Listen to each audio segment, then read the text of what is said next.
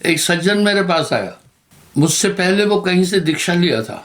मुझे कहा, गुरुदेव आप मुझे आज्ञा दो, मैं माला से नाम सुमरण करूंगा। मैं बोला, नहीं, नाम माला से नहीं सुमरण करना। सुमरण का महत्व है एक, बस यही बात समझना है।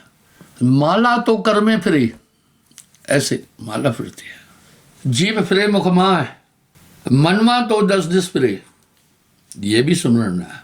सुमरण श्वासों श्वास का, जामे गांठ न मेर। माला मुंह से लड़ पड़ी, क्या फेरत है मुंह में, मन माया के फेरते साहेब लिए तो है। जब भी आदमी माला फेर रहा है हाथ में, कभी अंतर्मुखी नहीं हो सकता, क्योंकि जब माला फेर रहे हैं तो माला में सुमेर होता है। चाहे 100 दाने की माला है तो सुमेर होता है, आदमी जपता रहता है, कुछ भी नाम जप रहा है। उसका ध्यान कहाँ है पता है? न प्रभु में है, कहीं नहीं है। उसका ध्यान कहाँ है? वो सुमेर जो आखिरी में माला पूरी हो जाती है, एक गांठ है, सुमेर कहते हैं उधर।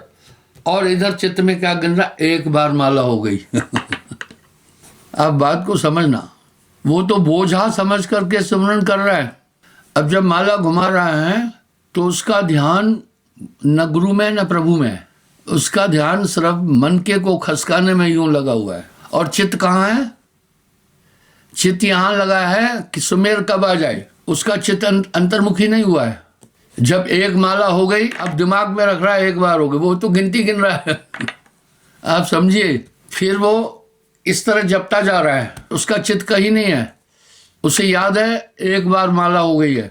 माला में मन के है 101, उसको 100 माला फेरनी है, 1000 नाम जपना है, प्रभु प्रभु प्रभु प्रभु प्रभु वो कर रहा है। न उसका ध्यान प्रभु में है न अंतर्मुखी है, उसका ध्यान गिनती में है। ये याद रखना। सब संतों ने सुमरण का महत्व दिया। और सुमरण श्वास का कभी नहीं कहा सुमरण माला से करो, नहीं, सुमरण श्वास और श्वास का। श्वास श्वास प्रभु सुमरण ले, वृथा श्वास ना खोए। आत्मा प्राणों में है, श्वास में है। जो श्वास में स्मरण कर रहा है वो आत्मा के पास पहुंच जाएगा।